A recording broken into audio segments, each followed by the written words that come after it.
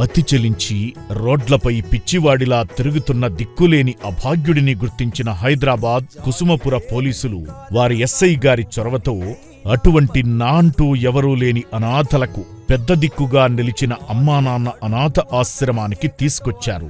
నమస్కారం సార్, నా పేరు శ్రీశైలము. నేను కుల్సంపుర పిఎస్ లో కానిస్టేబుల్ గా విధులు నిర్వహిస్తున్నాను. ఇతను వచ్చేసి మతిస్థిమితం లేని వ్యక్తి.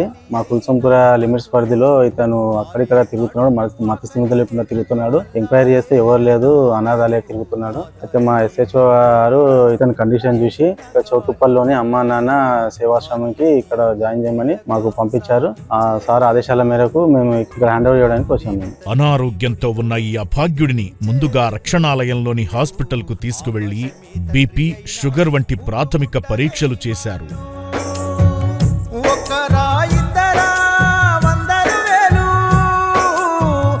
అనంతరం కడుపు నిండా అన్నం పెట్టగా ఎప్పుడు తిన్నాడో పాపం, పెట్టిన అన్నం వదలకుండా సంతృప్తిగా తిన్నాడు.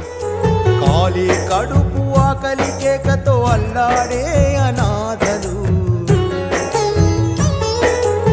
భోజనం చేసిన అనంతరం ఒత్తుగా పెరిగి మట్టి పట్టిన జుట్టును కత్తిరించి ఒంటికి పట్టిన మురికిపోయే వరకు శుభ్రంగా స్నానం చేయించగా మామూలు మనిషిగా మారి ఆశ్రమంలో ప్రశాంతంగా జీవిస్తున్నాడు. హైదరాబాద్ జియాగూడ కుసుమపుర పోలీస్ స్టేషన్ పరిధిలో పోలీసులు గుర్తించిన ఈ అభాగ్యుడి సొంతవారు, కుటుంబీకులు ఈ వీడియో చూస్తున్నట్లయితే అమ్మానాన్న అనాథ ఆశ్రమానికి వచ్చి తీసుకువెళ్లమని ఆశ్రమ వ్యవస్థాపకులు శ్రీశంకర గురూజీ కోరుతున్నారు.